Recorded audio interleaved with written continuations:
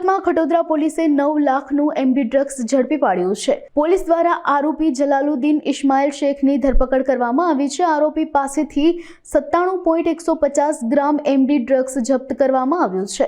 આરોપી પાસે ડ્રગ્સ, રોકડા રૂપિયા, એક મોપેડ સહિત રૂપિયા 10 લાખથી વધુનો મુદ્દામાલ જપ્ત કરવામાં આવ્યો છે।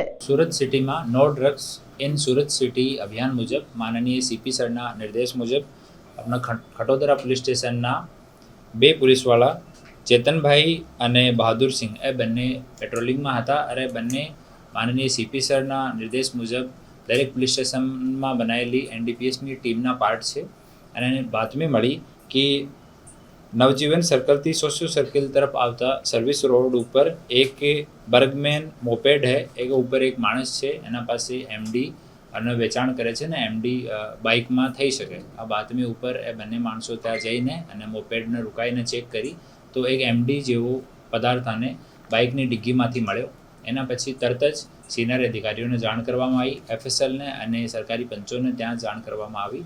સરકારી પંચોની હાજરીમાં એફએસએલ ચેક કરતાં જો નશીલો પદાર્થ છે સફેદ કલરનો એમડી પ્રતિસ્થાપિત થયો અને જો આરોપી છે એને અટક કરવામાં આવ્યો છે।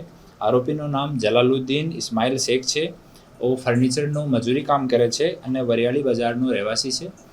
પ્રાથમિક તપાસમાં જલાલુદ્દીન શેખ જણાવ્યો છે કે કોઈ શોએબ કરીને માણસ છે બાટીનાનો એના પાસેથી પરચેઝ કર્યો છે।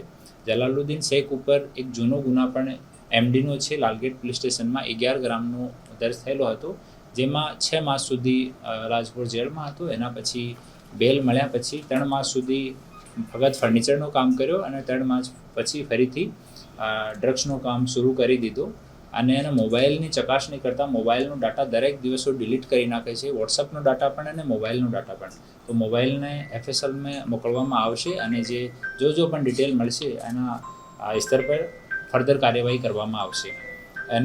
એના વિરુદ્ધમાં એક લાલગેટ પોલીસ સ્ટેશનમાં જુગારનો પણ ગુના છે, 2 ગુના જૂના છે અને એક ત્રીજો ગુના છે અને ફર્ધર जो इन्वेस्टिगेशन है ये चालू है। टोटल जो मुद्दामाल મળ્યો છે वो 97.150 ગ્રામ છે, જેની जो કિંમત છે 9,71,500 રૂપિયાની છે અને મોપેડ અને બધું મળીને 10,01,300 રૂપિયાનો ટોટલ મુદ્દામાલ કબજે કરવામાં આવ્યો છે અને ફર્ધર ઇન્વેસ્ટિગેશન ક્યાંથી લઈને આવ્યો, જે વેચાણ કરતો હતો તો ક્યાં વેચાણ કરતો હતો, બીજા કોઈ માણસ પણ ઇન્વોલ્વ છે એની તપાસ ચાલુ છે। પોતે પણ કન્ઝમ્પશન કરે છે અને પ્રારંભિક પૂછતાછમાં એવું જણાવ્યું છે કે હું પોતે જ કન્ઝમ્પશન કરું છું ને મારા પોતાના કન્ઝમ્પશન માટે જ હું લઈને આવ્યો છું અને એટલો મોટો જથ્થો 97 ગ્રામનું કન્ઝમ્પશન માટે નહીં થઈ શકે। આ વાત સ્વીકાર કરવામાં આવશે નહીં અને ફર્ધર ઇન્વેસ્ટિગેશનમાં જે પણ ફેક્ટ્સ મળશે એ તમને જાણવામાં આવશે।